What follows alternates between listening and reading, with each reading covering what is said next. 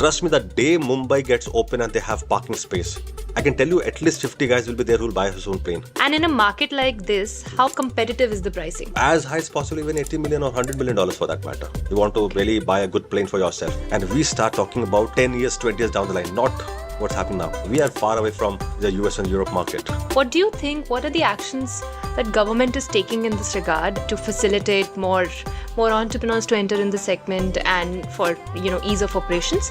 And what more needs to be done? Not much happening from the government side. In such a dynamic market, how do you sustain profitability? Hello everyone, I'm your host Mansvini Kaushik, and today for this episode we are going to delve into the interesting realm of private aviation in India. Private jets is generally a passion project and a status symbol for India's ultra-rich. And today we are going to look at why is that. Now, India's HNI population is set to reach 16.5 lakh individuals by 2027, which is a very impressive 107% increase from 2022. With this growth, the private jet industry is set for a massive liftoff in the next 5 years. Moreover, the Indian aviation market is estimated at $13.89 billion in 2024 and projected to reach $26.8 billion by 2030. Whether it's flying the skies for leisure or business or curated cultural experiences, private aviation is the future of luxury and curated fine living experiences in India. Today, I'm thrilled to be joined by Mr. Santosh Sharma, who's an entrepreneur and an investor, and is currently leading BookMyJet, a pioneering platform that helps connect people to private jet services. The company was launched in 2021 and is currently serving the likes of Michael Douglas, Jack Dorsey, Sir Richard Branson, Vedanta's Anil Agarwal, and many, many more. A report by Motor Intelligence, which is a market intelligence platform, quantifies a current operational fleet of 1,279 jets in Asia Pacific, where India ranks third in terms of scope following China and Australia, with close to 170 registered private jets so far. So, what does it entail for those with means to experience this world of private aviation and owning and leasing private jets? We are about to find out. Thank you so much, Santosh, for joining us today. Let's dive right into it. So if you could start by talking about your personal journey, how did you venture into aviation sector, and what was the gap that you found that you saw that needs to be addressed? Right. Thank you so much. It's a pleasure to be here. To answer that question, I think I must start from where I come from. That's very important because it's a dream of almost every kid to fly in the aircraft, especially. We were born in the 70s, and during that time, we didn't have much of aircraft flying. For last 19 years, I have been in this market. Wow. Now, in 2005, when I joined an aviation company as a sales manager, this market I saw it as a very nascent stage. Not many aircraft, hardly about 7-8 aircraft. Not many players catering to it. Not many flights for that matter. Cut down to 2009 when I started my own company, 4C Aviation, which is a parent company of BookMyJet. Even aviation company happened accidentally to me. I had no idea that I'll meet somebody in Taj Mansingh in Delhi, and he'll offer me a job in a charter company. I joined it on 5th of September 2005. So 2005 to 2009, I worked in a company, and then we grew that company, which was like doing very well. But then there was some disagreement with my management, and I had to leave the company, right? And in 2009, without any planning, without any thought for that matter, without any strategy, the credit goes to my wife, who is my wife, and also the other director, Ajuka.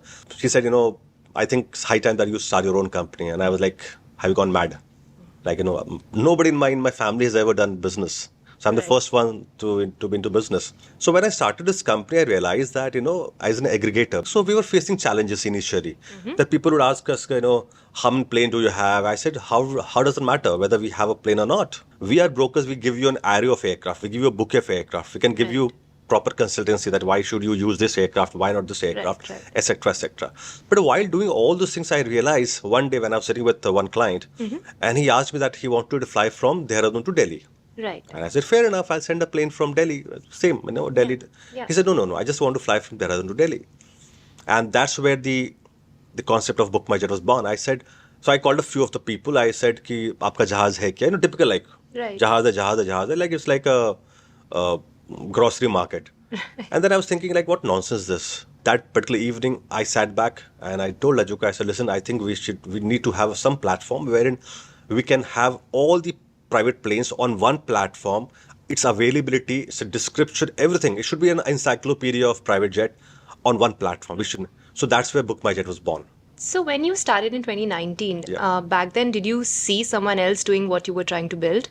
No, there were people who came out with the concepts like empty leg, and I still strongly feel empty leg cannot be a successful model in India, right? Because there are some challenges to it, right? Because in India, we still charge you from base to base. What exactly is empty leg? Empty leg is like, for example, if my plane is going empty from Bombay to Ahmedabad Okay. to pick up somebody, Right. I can sell this leg.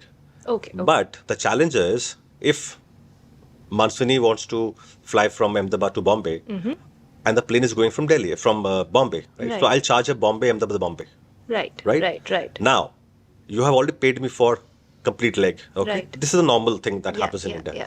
My point is, I go and sell it out, that Bombay, Ahmedabad is empty, right? Nobody's going, so I'll sell it out. What if Mansvini changed her idea and say, listen, one of my office guy will come from Bombay to Ahmedabad, he has to hand over some document to me, and then you can pick me up and get me back to Bombay. Right. Now, in the meanwhile, I have taken booking from somebody else also for that to make more money. But that's unfair, that's unethical, and that's dangerous. But had I been charging Mansvini only from Ahmedabad to Bombay, I had all the right to sell this leg, Bombay to Ahmedabad. Right. Transparency is one element which is lacking in our market big time. So I didn't see anybody doing this thing. So I said, let him build the cat. Let me start off rather than cursing myself, or rather than cursing other people, or rather than complaining. Let me start myself, and let's make things very transparent. That's what BookMyJet stands for. Absolute transparent platform. When it comes to private jet ownership, broadly, how I understand is there are three ways. One is that you can buy, or you can lease, or some sort of fractional ownership is also kind of comes into play. So from your experience, which one should a buyer explore if he's looking to, have a private jet to his name? Okay, wonderful question. It all depends on your strategy or your wish. So, for example, there are people in India who wants to buy an aircraft and doesn't want to give it out for charters. He said, I want to buy a plane and fly myself. In that situation, people buy aircraft under private category. Right. Number two, there are some people who wants to buy a plane for himself, and then when he's not flying, he wants to give it out for other people to make some more money. Yeah. You can compensate for your cost. That is where you get an NSOP, non-scheduled operator permit, wherein you can actually give your plane to other people also to fly. Right? Number two, there are some people who are like, okay, they're occasional flyer. They don't want to put in millions and millions to buy a private plane, set up a company, and do all those time-taking process. They said, okay, fair enough. Let him buy some hours in the aircraft. So they'll go to some operator and say, fine, give me 100 hours per annum. I'll fly, and then they'll get some discount, etc., etc. There's another way of now, which is becoming very famous, is wherein somebody wants to buy a plane, but he doesn't want to come in the limelight. Right? He gives the money to the operator who owns the aircraft. He said, I'll become an investor, take money from me, get a plane. I'm not going to be the owner. Owner is somebody else. But then whenever I want to fly, I'll use a plane. And where I'm not flying, give it out. And they can do some kind of profit sharing. Right? In this way, what's happening is this guy is getting access to all the aircraft in that person's fleet by paying for just one aircraft. So it all depends. What do you want to? You want to spend what kind of money? What is your traveling pattern? How much do you want to fly? So if you're flying 50 hours, 60 hours per annum, makes no sense to buy a plane. Right? But you know that my flight is going to increase by almost 3 times, 4 times. Then it makes sense to buy a plane now. So which are the key cities where you're seeing the most spike? Look at Hyderabad. Maximum number of billionaires today are there in Hyderabad. Look at Ahmedabad. It's like chock-a-block. The parking is full. Look at Delhi for that matter. Right. Mumbai, we don't have parking space. Trust me, the day Mumbai gets open and they have parking space, I can tell you at least 50 guys will be there who will buy his own plane. South is buzzing. Post-COVID, I think one sector I would say which has made me absolutely surprised down south. And just out of curiosity, how many of the people who are kind of interested or exploring are men versus women? I can safely say that, female are the influencers. Back home, they are the influencer. I'm very sure about it. But the transactions are done by the men.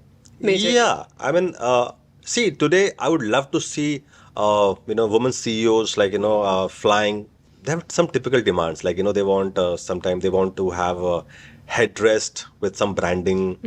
And sometimes I came across one group, I remember they said, can we have the name printed on the headrest, individual names? Right. I said, yeah, we can do that. So we got that printed and put it on the headrest. Men, they don't do this kind of thing. Honestly, they don't do something like this. But then we come across some funny stuff. But then, yes, challenging to fly females. It's my experience. Males are very accommodating. Interesting. There are two things that primarily this entire rising class of Indian entrepreneurs and celebrities are looking at, which are time efficiency and privacy in every sector that they invest in. Do you feel this is something that they look for while they are considering a private jet option? Do they ask you for these things? See, there are 3-4 reasons why you hire a private plane, okay? One, of course, most important is flexibility. Right. For example, you want to fly at 10 o'clock from, let's say, Delhi to wherever. But you slept pretty late in the night and then you want to delay it by an hour or so. Most welcome, you can do that. No problem. Doesn't happen with commercial. Number one. Number two, you want to fly with people of your choice. You know who you're flying with in a private plane. But in commercial, you don't know who's your next. Number three, you know that when you're flying a private, you'll have a food of your choice. Whatever food you want, you're allergic to something, it'll not be there. Number four, you don't waste time at the airports. So in commercial, even if you're a business class or a first class flight, you have to come an hour at least before. Here, just half an hour before. Right. The big airports. In smaller airports, even 15 minutes is good enough for us to take you off. Last but not the least, also what is more important is, you're not standing in the same queue for security, for all the stuff which happens at the regular airport. You have a separate queue. In most of the airports today, in fact, some of the airports rather, we have got a charter terminal. So Delhi, we have got Terminal 4. It's a special charter terminal. Right. If you're flying, for example, you want to fly from Delhi to Jabalpur to Bhopal to Coimbatore and Coimbatore to Delhi, same day. Can you do it through commercial plane? No. It'll take you at least 3 to 4 days. Right. And look at the amount of time you're consuming. 3 to 4 days to fly to 4 destinations. Right. In charter, single day you can complete all this destination, still go back home, have peaceful dinner with your kids and with your wife.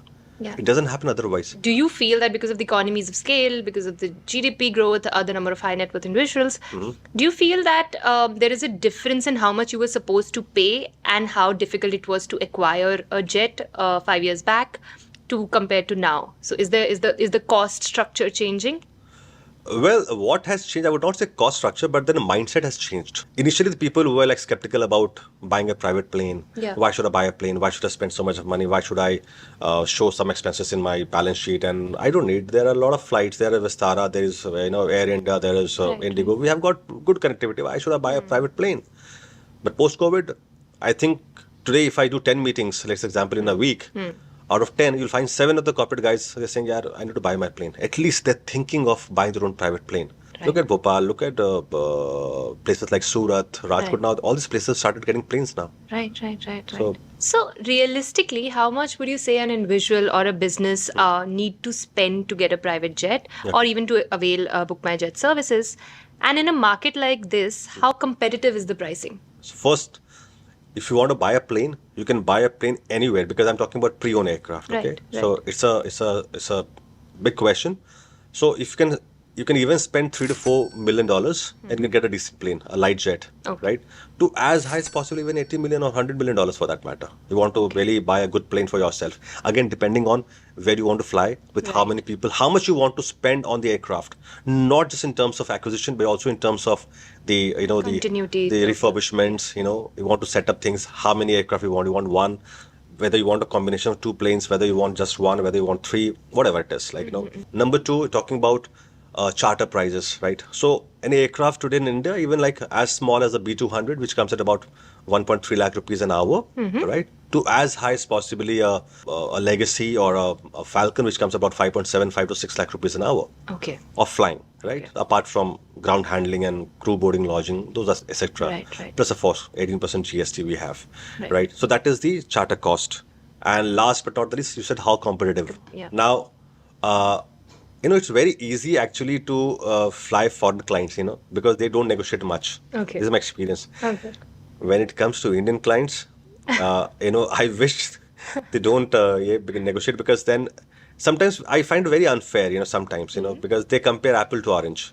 Okay. So Right. I feel bad. But what's more important, somebody told me very recently that, and with all due respect, we lack knowledge about private jets. Yeah. So, what is the weirdest negotiation that someone has done, and how did you handle it? Gosh.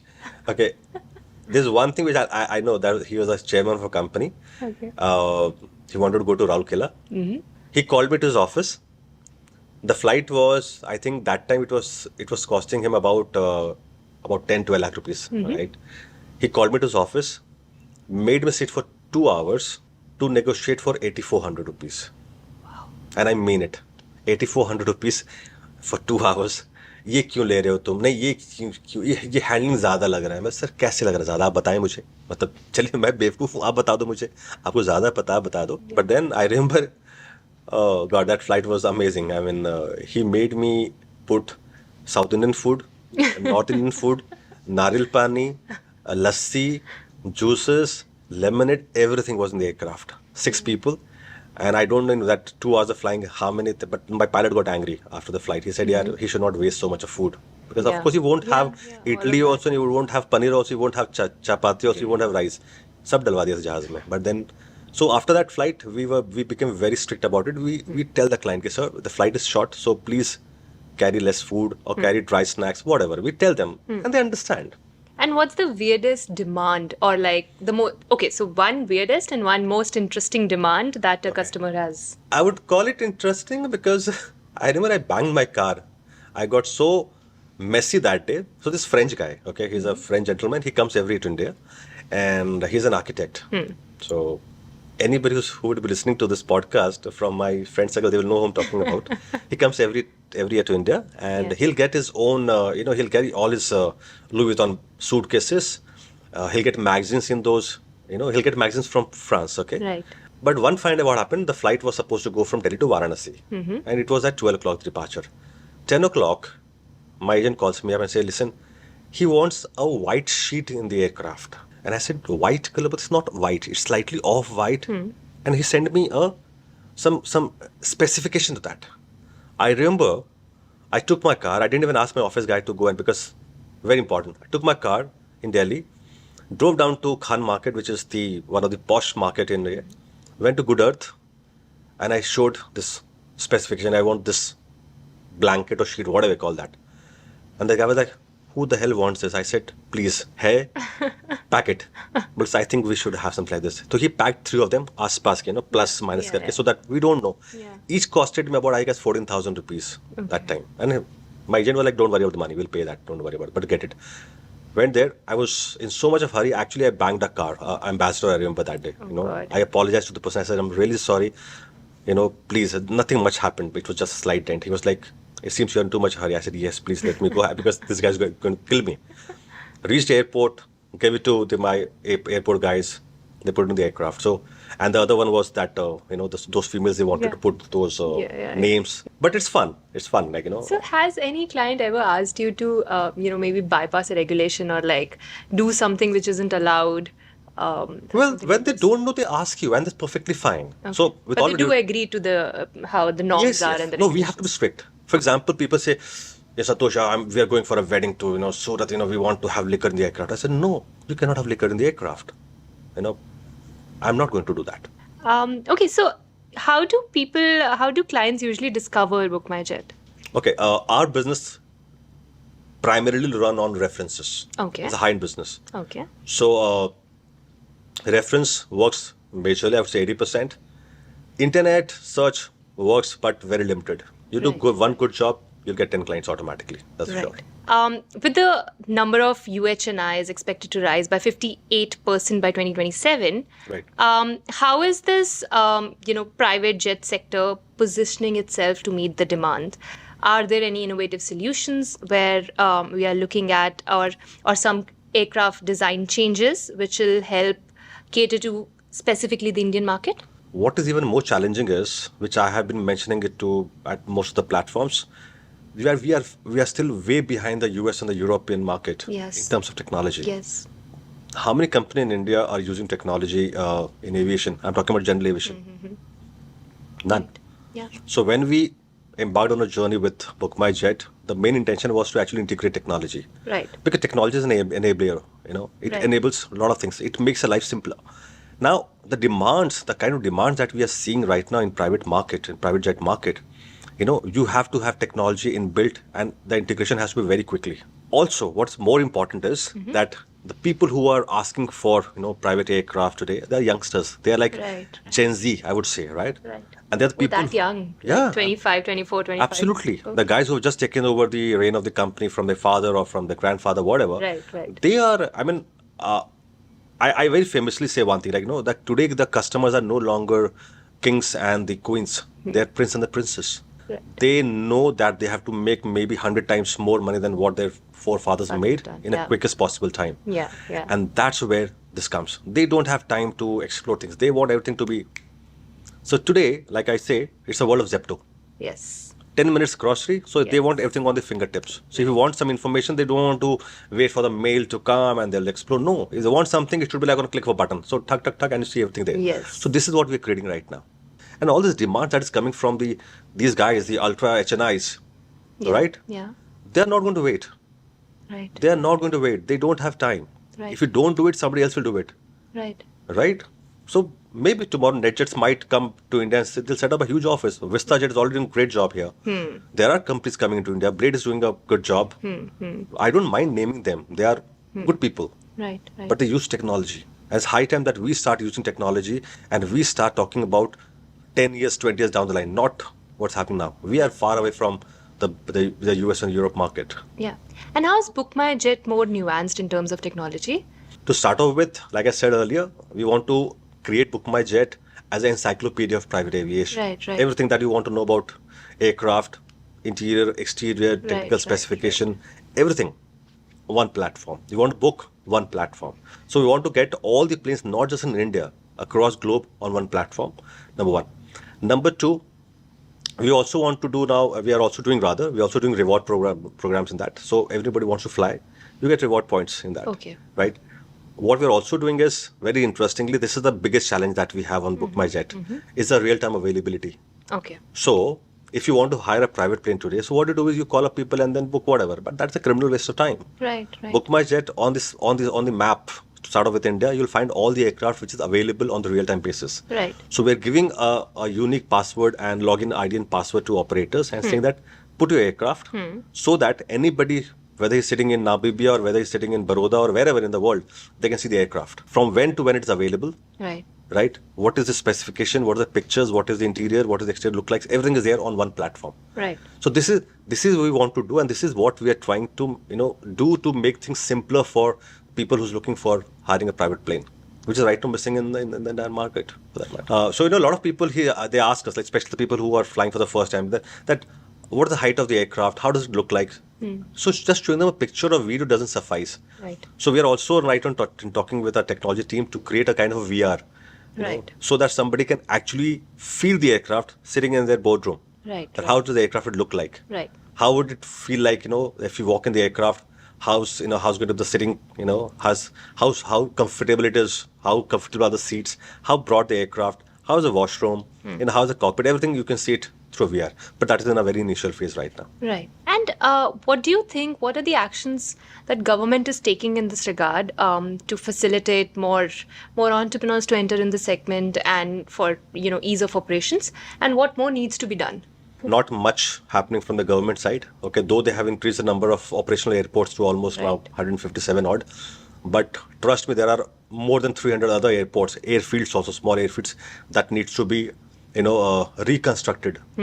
Because private jets not just goes to the normal airport, it can also land at places which is like unmanned airfield. For example, if you have places like Sirohi, you have places like Umaria, which is like a tiger reserve. You have places like Ranthambore, right? So like Ranthambore is a hot sector. Yeah. We fly almost every week Yeah. From now onwards, we'll be flying almost every week to Ranthambore. But there's just an airstrip. Why? Primarily because? It's a huge tiger reserve there. Right. Huge. Right? So we have a lot of foreign tourists going to Ranthambore. Right. Runway is short. Right. They can increase it so that even a big plane can land over there. Right. Why can't? Because there are a lot of people who are scared of flying in a turbo propeller. They want to fly in a jet. Technically, a jet cannot land there. Okay. Runway, they have a place to expand the runway, but they're not doing it right now. But on the initiative side, yes, recently when the government took some good steps during the budget session, so our finance minister, Mrs. Sitaraman, she actually made a good announcement regarding MRO. Right, they have increased the time frame to almost 1 year for for import of any goods for repair, and they've also increased the time frame to almost 5 years for re-import of article required for repair. Right. And they have made a uniform IGST of 5% for aircraft parts and aircraft, which is good. Right. But I mean, I'm very sure this will actually encourage a lot of entrepreneurs, a lot of people who want to get into MRO's business. I think we need to, rather it should be the other way around. We should be doing some work as a sector, people all involved in the sector, all the stakeholders. We should do something so that the government can look at it as one place where it needs a lot of promotion. So if you have to lay down like 2-3 initial steps that government should take. Okay. For you personally as a company, what would you want? First of all, the infra. It's very important. And I'll answer this question with examples. Okay. That will solidify things. Okay. Look at the airport like Agra. Right. Agra is a hot sector from tourist point of view. Right. Look at the airport. It's not 24 hours airport. It's from sunrise sunset. So if somebody wants to land from US in the night, he cannot. He has to land in Delhi, spend a night possibly here, and then fly down to Agra. Also, we have been facing this problem to a very large extent, and I'm going to be very candid in stating that I wish this video goes to the stakeholders, right? That airports authority needs to be, friendly to us, right? We are not enemies. We want your help to make this market bigger and bigger and bigger. I remember I was doing a flight to one city, and it was a holiday that day, and the airport director was not responding, and we needed her go ahead to fly the next day. Yeah. The approval came in the next morning. And after 2 hours, we flew down. There's a whole lot of process out there. Why can't there be a single window process that we just put a paper and we get the permission? Let the DM send the paper in turn to the police, fire brigade, ambulance so that they come on time. Why do we need to sit and take 3-4 days time to get all the process done? Yeah. Has the process somehow been improved over the last couple of years, or is it still not much. For example, I really admire what's happening in Rajasthan. So Rajasthan, there's a single window permission. It's like just send a paper, you get the permission. Okay. Nothing. But if you go to other cities, if I want to fly to, let's example, to some place in Bihar where I want to do a helicopter operation, it's a hell of a task. Coming to profitability, so in such a dynamic market, how do you sustain profitability? Very simple. We treat every flight of ours as a project. Right. हम लोग ऐसे लोग नहीं है कि यार flight आया छोड़ दिया पैसे ले लिया खत्म हो गया नहीं. It happens. It's happening in our market, right? We give a lot of respect to our client, and I mean it. Right. Believe me or not, if you ever get a chance to talk to some people in our market, and I keep telling, I told in one of the forum, I said, हमारे industry में demand supply का problem नहीं है. The problem तहजीब की है. The first and most important thing that people should know is learn to talk to clients. Yeah. Just because you have aircraft, you cannot be snobbish, you cannot be arrogant. One, right? This all leads to profitability after all. So for us, it's been what 15 years of my company, right? Yeah. And we have been profit making company right from day one, right? And we have been growing year on year. Right? Why? Because first of all, we meet a client, we keep them updated about everything, and we just don't agree to everything that they say to us. That Santosh, I want this aircraft. We consult them. We tell them, listen, why do you want this plane? Why not this plane? Right. Don't fly. Like somebody asked me to that he want to fly in a small plane to Bombay or Nagpur, Delhi, in a small plane. Or Bombay's client. I said, no, don't fly. It's not a good weather. First of all, it's a very small plane. You'll have a lot of turbulence. So we work not as an aggregator or as a supplier. We work as a partner. Yeah. Right? And that's very important to create profit. I think profit comes when you are actually in touch with your client, feel the pulse of them, make them understand why they should fly this aircraft and why not this. Yeah. And most importantly, be honest and transparent to them.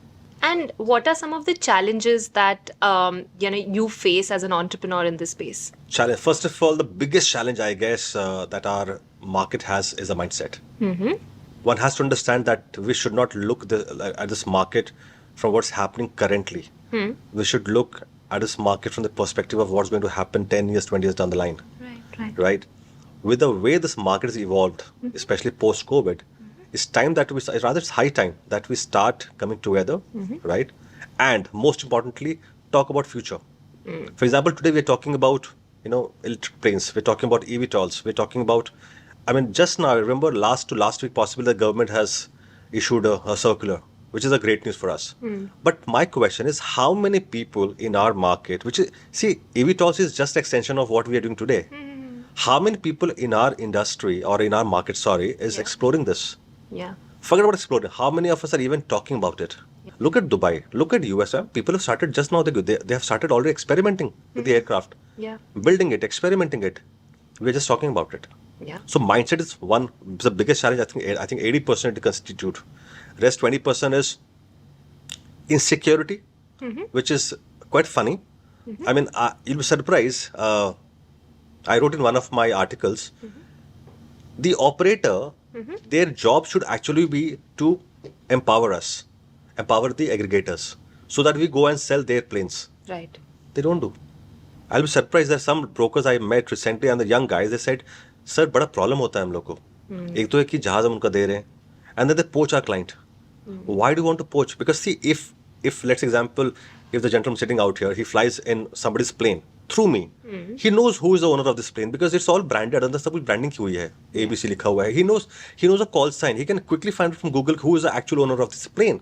He can go directly to him. But why is he coming to me? Because I'm giving some kind of a security. I'm giving him a service. I'm giving him availability. I'm giving good rate. I'm giving him, that comfort factor. Right. So the operator needs to empower us. Last but not the least, which I said earlier, I think we should talk about technology. I don't know who will do this thing. I'm happy that we have started doing it through BookMyJet. And of course, one more thing which is related to the government, which I told earlier also, is like government needs to, and the airport authority or the DGCA needs to make the things simpler for us.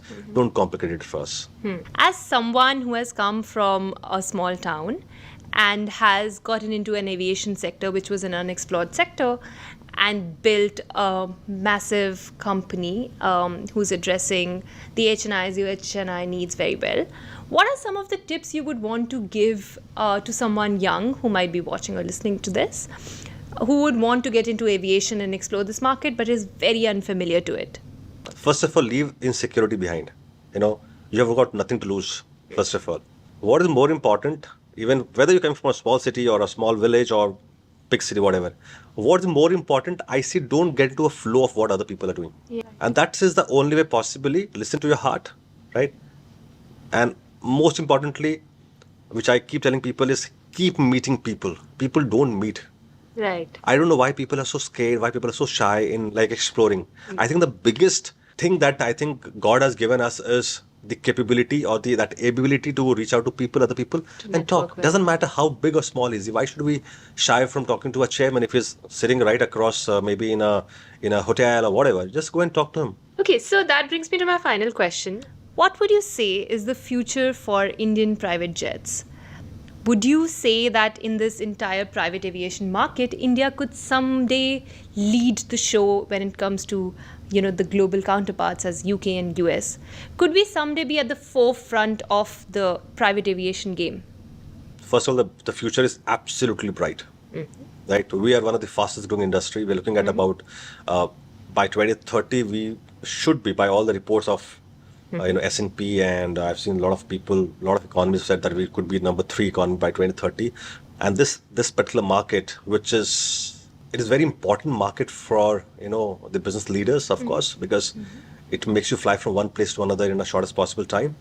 I'll not be surprised if we become a leader in general aviation by about I know it's far-fetched, but 2050. But I'll be sad if we become leader by 2050. I think we should be there by 2040. And that's only possible, again, I'm repeating myself, that's only possible if we think sitting in 2024, we think how the world would look like in 2040 from now, or maybe 2030 or 2035 example. And that's the only way. We have to futuristic and take action accordingly. Right. Let's not just talk. I think it's time that we should take action. Right. I think that's the only way. And I'm very sure this market is going crazily. Right. Thank you so much, Santosh. Thank This you. has truly been an exhilarating conversation. Thank you. And I was really happy to have you on the show. Thank you so much for having me on this show. I mean, wonderful. I mean, hey guys, all of you. Thank you so much, everyone who has tuned in today. I hope this conversation was valuable for you. We'll keep bringing to you such insights in the Indian luxury market. Indian luxury domain is at the cusp of revolution. We are going to see massive growth over the next couple of years. Stay tuned for many more interesting insights in the coming episodes. Thank you.